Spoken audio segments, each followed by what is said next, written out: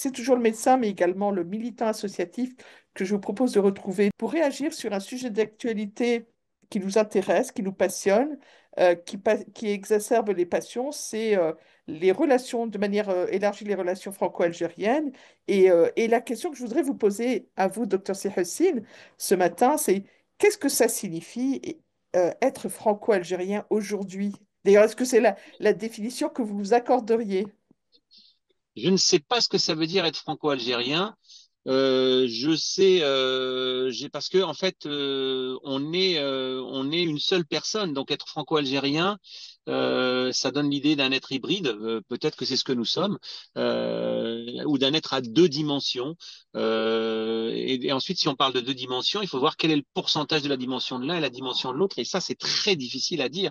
Je pense que je suis quelqu'un, après de longues années de réflexion, je suis quelqu'un d'assez épanoui, qui a une identité au moins binaire. C'est très à la mode ces expressions d'identité binaire. Eh ben, peut-être que c'est une nouvelle forme d'identité binaire.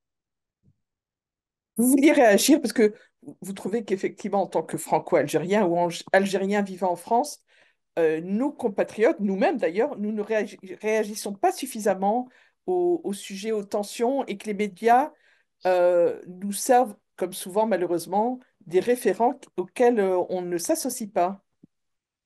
Alors, ils nous servent des référents auxquels on s'associe pas. Quand ils nous servent des référents, ben, sur cette question-là, ils servent pas beaucoup de référents, mais surtout, ce qu'ils nous servent, c'est des miroirs déformants.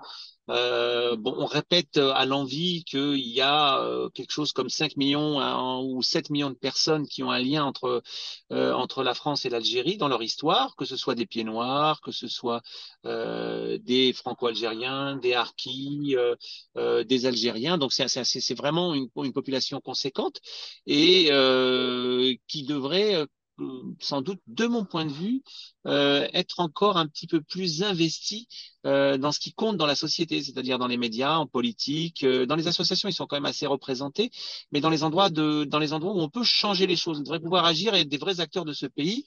Encore faudrait-il qu'on leur fasse une petite place, pas forcément une place immense, mais qu'on leur fasse une petite place. Et c'est là où on voit que ça achoppe un peu. Ça achoppe sans doute un peu en raison de cette communauté très particulière qui a jamais été capable de se constituer en organisation solide, capable d'interagir avec les acteurs publics.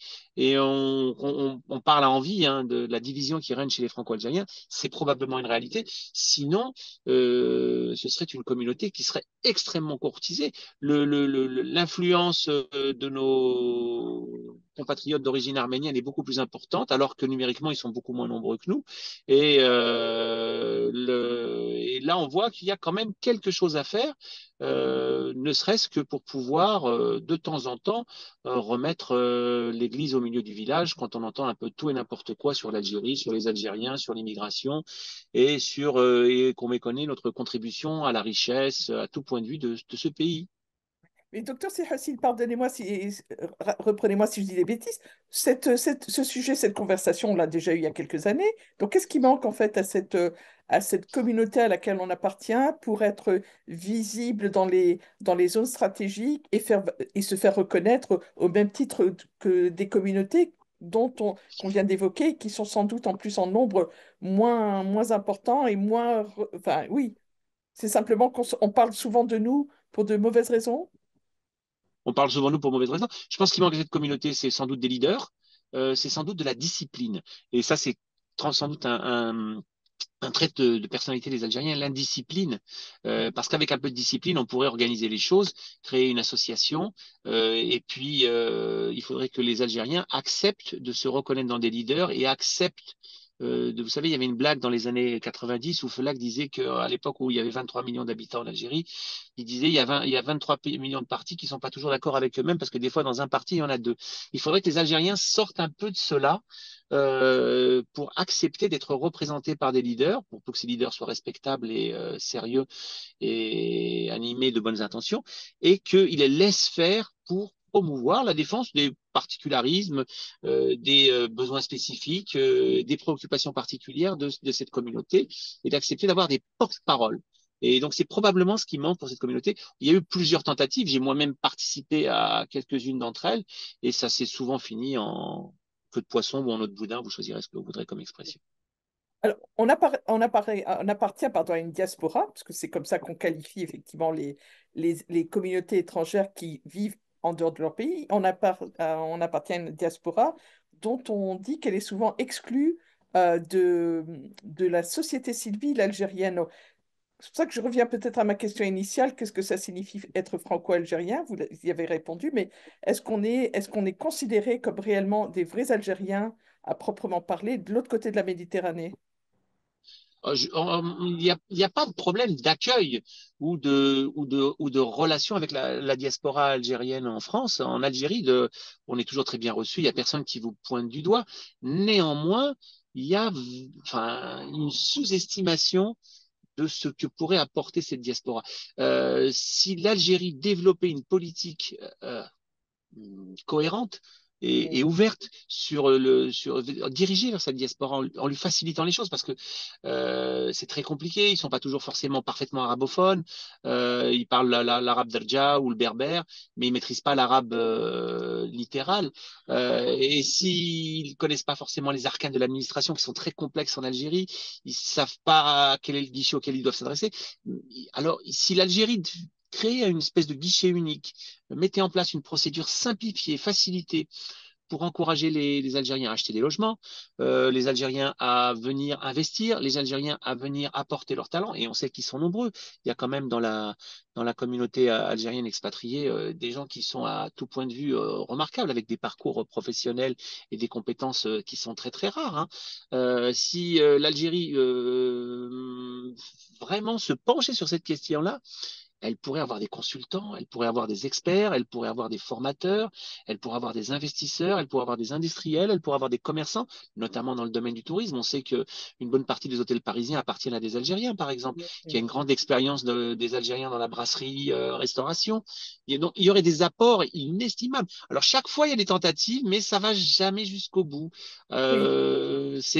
Bon, je réserve mes explications sur la question parce que peut-être que je les maîtrise pas très bien, mais il y a vraiment un trésor qui se perd. Hein, il y a vraiment un trésor qui se perd.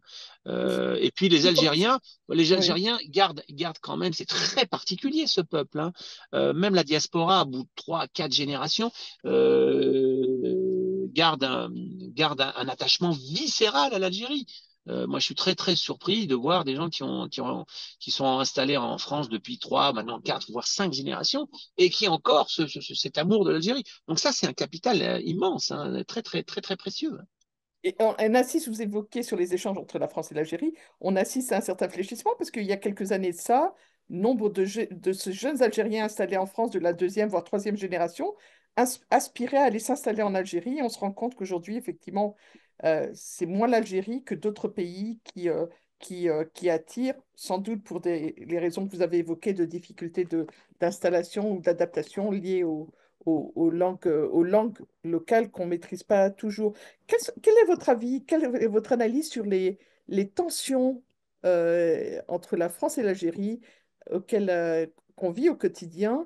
Moi, qui suis rentrée il y a quelques jours d'Algérie, j'ai l'impression en tout cas, que c'était un non-sujet pour l'Algérien lambda. Mais vous qui vivez au quotidien, qui êtes en plus un médecin de terrain, qui est à la proximité de la population, est-ce que vous trouvez que le regard a changé sur la communauté algérienne ici en France depuis ces tensions, entre guillemets?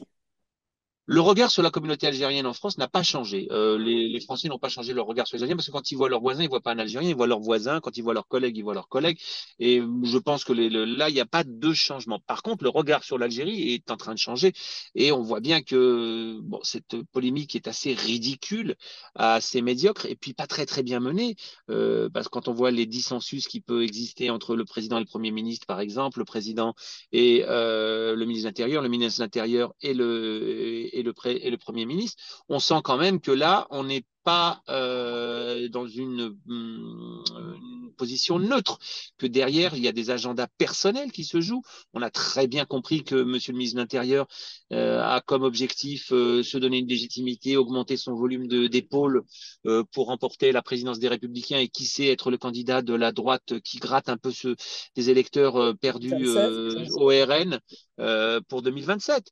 On a très bien compris que M. Bayrou ne comprenait pas très bien ce que c'est que la relation France-Algérie.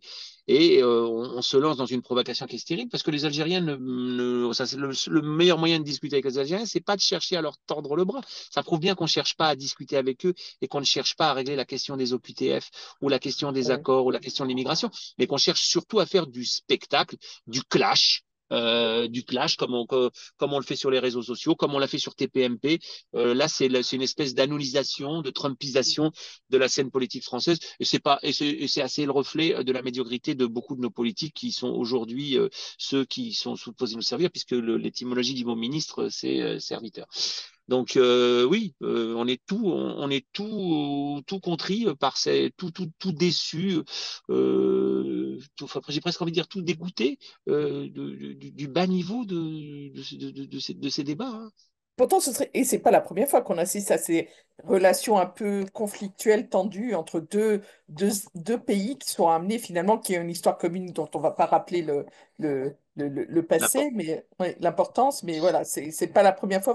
Vous espérez que ça retombe un peu comme un soufflé qui sort du four une fois que les médias seront inspirés par d'autres sujets plus d'actualité, plus chauds.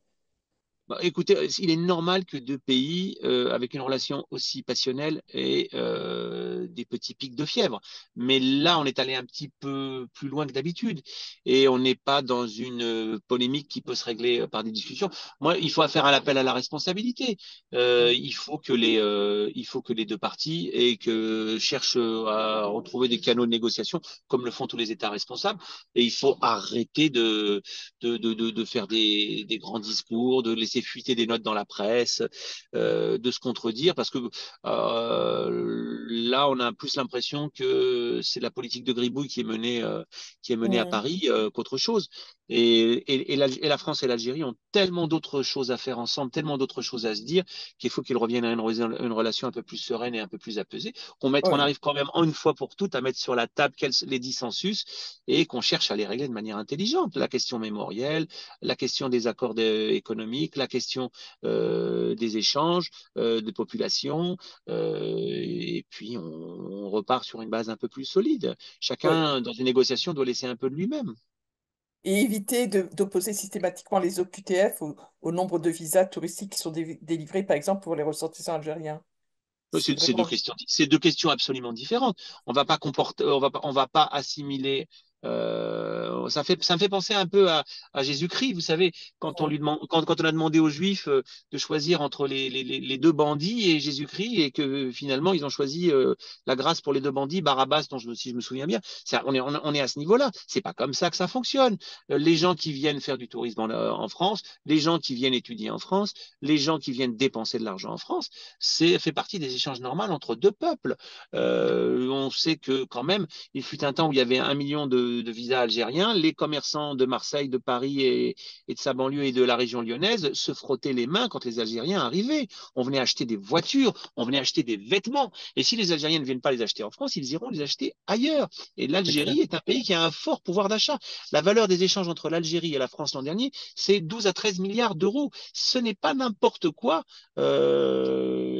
Et donc finalement, la France a perdu son influence, on l'a vu au Sahel.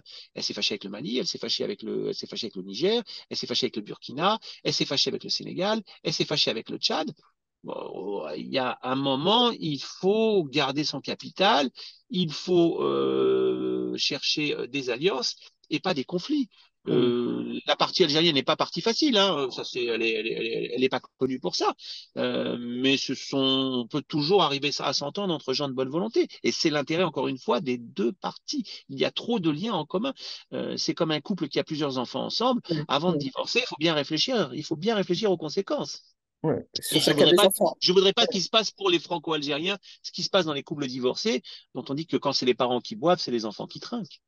Un peu ça. Et puis, certains évoquent effectivement l'attitude de la France ou de certains politiques en France de se comporter encore comme en attitude, en posture d'anciens colonisateurs. Il faut effectivement, c'est sans doute aussi ça qui exacerbe un petit peu les tensions de l'autre côté de la Méditerranée. Docteur Sihassine, militant associatif, je vais vous faire réagir en quelques mots sur un sujet d'actualité sur lequel vous avez déjà mené bataille.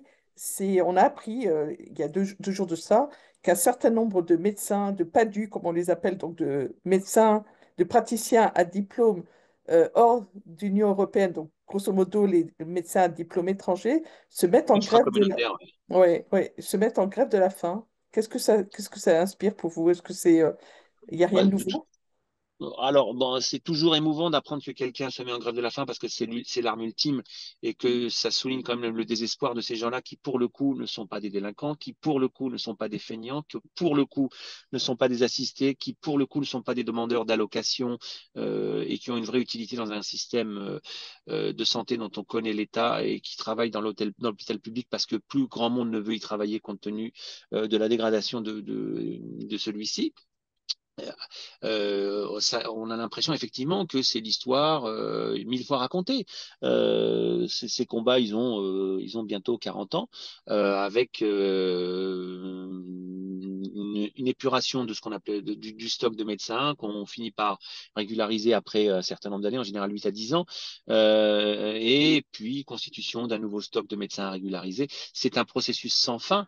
On voit, et c'est là où on voit que finalement les échanges avec le monde extra-communautaire sont très utiles et profitent souvent aux pays riches, puisqu'on là on aspire des intellectuels, des gens pour lesquels il y a un vrai bénéfice à les employer, puisqu'on n'a pas dépensé un euro pour leur formation et qu'on a des produits tout faits, tout prêts qui arrivent et qui sont directement utiles pour le système national. Donc évidemment, il faut trouver une solution raisonnable qui préserve à la fois la dignité, l'utilité, le respect qu'on doit à ces médecins et la sécurité des soins en s'assurant que leur niveau leur permet de travailler. Mais si on les laisse travailler, il faut avoir le courage de les régulariser. Ou alors, il ne faut pas les laisser travailler dans le système de santé. C'est l'éternelle ambiguïté française. Si on laisse travailler ces praticiens, c'est qu'on a besoin d'eux, qu'ils occupent un poste et qu'ils ont le niveau pour travailler. Si ce n'est pas le cas, il ne faut pas les laisser travailler, il faut avoir le courage de ne pas les garder. Mais ça, je pense que c'est totalement impossible parce que nombre de services ne pourraient pour l'instant pas fonctionner sans eux. Ça durera peut-être encore 10 ans, mais pour l'instant, on a besoin de médecins dits étrangers qui font ensuite, dès le moment où ils sont insérés normalement dans le système de santé, font des carrières naturellement honorables, que ce soit en ville ou au sein du système hospitalier. Il faut toujours se rappeler, il faut marteler que l'immigration de médecins étrangers a sauvé l'hôpital public depuis 30 à 40 ans. Il faut En le parlant en tous répéter, les sens de cause. Mm, et il mm, faut le dire, et il faut le mm, dire. mm, mm. Merci beaucoup, docteur Majid Serhassi, de vous intervenir ce matin pour réagir sur l'actualité et les relations tendues entre la France et l'Algérie.